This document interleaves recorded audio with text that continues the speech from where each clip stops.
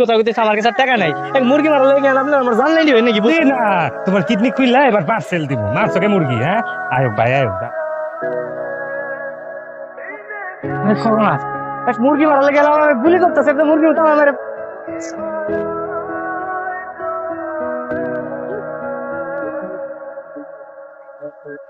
Sir we found the Shehzad, আমরা ওর পিছু নিয়েছি। Okay sir, noted.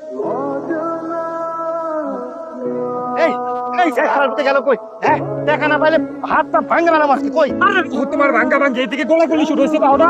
কি পুরি আল্লাহ, এই কি আমার মুরগি নিয়ে গোলাগুলি? ও ভাই বাঁচতে চাইলে চলো পালা।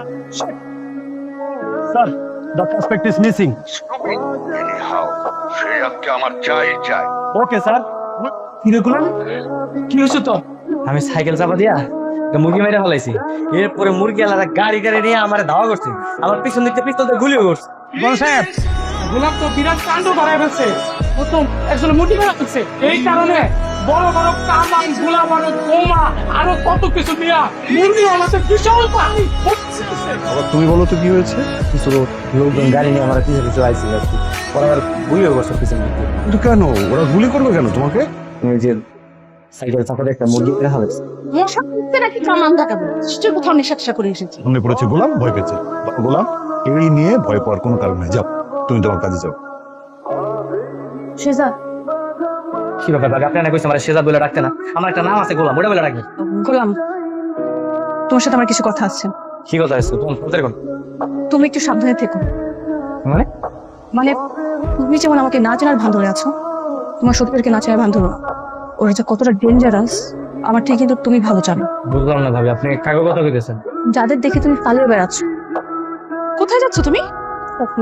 কোথাও নাই, কাদের তো বাইরে হচ্ছে। গোলাম, আয় গোলাম, জি আম্মা। তুই কি আমার বৌমাকে কিছু বলেছিস? কই না তো, আমি তো কিছু কইনি। আয় সত্যি করে বল, কিছু বলেছিস? আম্মা আমি সত্যি কিছু কইনি। আরে বৌমা, দাদু ওই সোনা দাদু। মা, আপনার সাথে কিছু কথা বলার ছিল।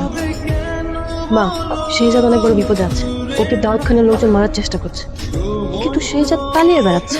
বোমা প্লিজ তুমি আমাকে একটু পরিষ্কার করে দে। আমার কেন জানি মনে হচ্ছে ওই রিশাদ আমাদেরকে মিথ্যে বলেছে।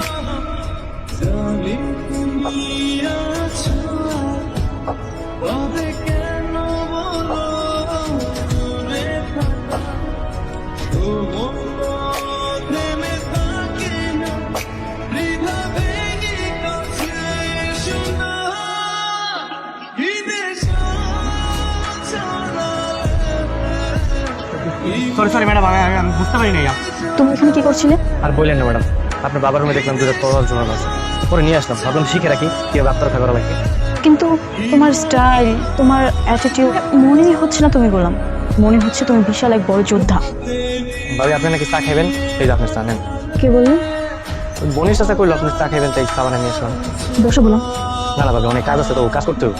দাদা বসো, মা কথা বলবে। বললাম, তোমার মনে আছে তোমাকে এই চা কে বানানো শিখিয়েছিল? আমি শিখিয়েছিলাম। আমার তো চা বানানো শিখাইছে ওই যে বস্তির করিম চাচা। আচ্ছা তোমার এটা মনে আছে সেদিন আমাকে বিয়ের প্রস্তাব দেওয়ার পর তুমি যখন বাড়ি ফিরে গেলে আমি তোমাকে কল করেছিলাম? হ্যালো কে? আরে আমাকে চিনতে পারছেন না? আপনার অবস্ত্রী। সরি, আসলে নাম্বারটা সেভ করেছিল না তো, তাই চিনতে পারিনি। আচ্ছা কোথায় আপনি? আমি আমি এই তো আমার চায়ের দোকানে চা বানাচ্ছি। আপনার চায়ের দোকানের লোকেশনটা দিন, আমি আপনাকে নিতে আসছি। রেল গেটের পশ্চিমে বাবলু ভাইয়ের চায়ের দোকান। আচ্ছা, রেল গেটের পশ্চিমে বাবলু ভাইয়ের চায়ের দোকান বললেই হবে। আপনার নাম কি বাবলু? হ্যাঁ। ওকে, আমি আসছি।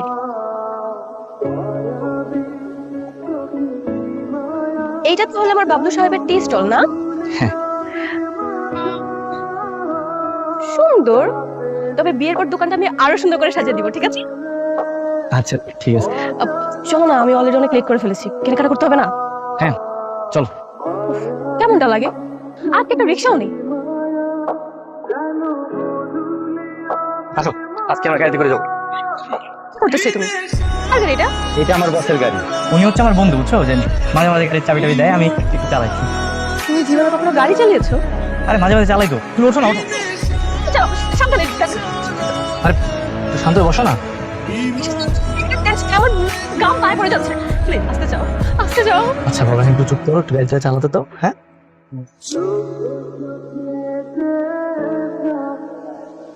তুমি কি পাগল হয়ে গেছো? কেন কি হয়েছে? এত বড় শপিং মলে নিয়ে আসছো, তুমি জানো এখানে দাম কত হবে? আমার ব্যাগে মাত্র আছে মাত্র 3000 টাকা। এই টাকার মধ্যে দুজনের শপিং শেষ করতে হবে। আচ্ছা সমস্যা নাই, আগে ভিতরে চলো, যাই দেখি কি অবস্থা। শুনুন না। আচ্ছা ভাইয়া, এটার দাম কত? 15। 15 টাকা? ম্যাডাম এটা 1500 টাকা না, 15000 টাকা। কি? 15000? এই শাড়ি 15000 টাকা? লাগবে না, এই চলো তো। আচ্ছা আচ্ছা শুনেন, আপনাদের বাজেট কত আসলে? আমাদের বাজেট তো 3000 টাকা। এর মধ্যে একটা শাড়ি নেবো আর একটা শেরওয়ানি লাগবে।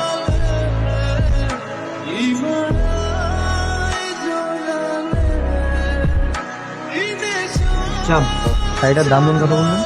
স্যার 15000 টাকা। শাড়ির দাম এত না, আপনি জানেন এই শাড়ি সর্বোচ্চ 1000 টাকা হতে পারে। 1000 টাকা হলে প্যাক করে দেন। ওকে স্যার, প্যাক করে দিচ্ছি।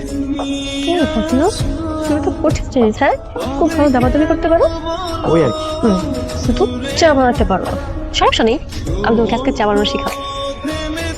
সেদিন বিকেলে আমি তোমাকে চা বানানো শিখিয়েছি। আরে ভাবি আমারে না, আপনি মনে হয় আপনার স্বামী শিখেছেন। তুই এখানে কেন? ভাই আমি ওই যে চা দিতে আসছিলাম। চা নিয়ে তুই আসছিস কেন? মুভিটা তো কোথায়? এরপর থেকে মুভিটা থেকে বাড়াবি যা। ঠিক আছে। আমাকে প্রতিদিন বিরক্ত করো, আমি কিন্তু টিচারের কাছে কমপ্লেইন করবো। স্যারকে বলবি বল, তাতে আমাদের কি? আমাদের কোনো কিছুই যায় আসে না। খুব ভালো লাগে টিচিং করতে না ঋতু। টিচারদেরকে বলে কোনো কিছু হবে না, তুই একটা কাজ কর, তুই 999 ফোন দে, তারপর ওদের হাল কি হয় এটা তুই তো দেখতেই পারবি। 999 কল দিবে। শোন, তোরা দুজন আমাদের সাথে চল, আমরা তোদেরকে 999 করে দিই। তোদের সাহস অনেক বেড়ে গেছে তাই না? ওয়েট দেখ আজকে তোদের কি করি।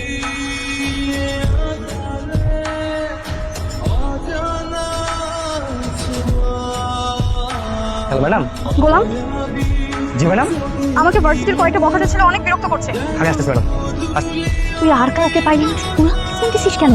তুই দেখ না গোলাম কি করে। সেটা আবার কে রে? তোকে তো ঠিক চিনলাম না। গোলামকে একবার আসতে দে, তোদের এক একজন এমন অবস্থা করবে জীবনেও ভুলতে পারবি।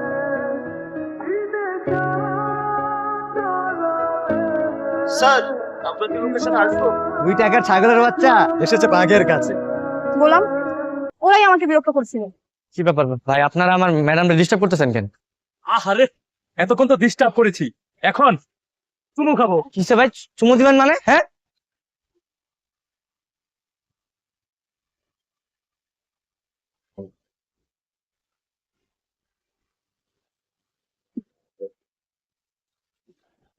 কে রে, তুই বসে পড়ছিস কেন? ওঠ, সামান্য কাজের ছেলের কাছে তুই।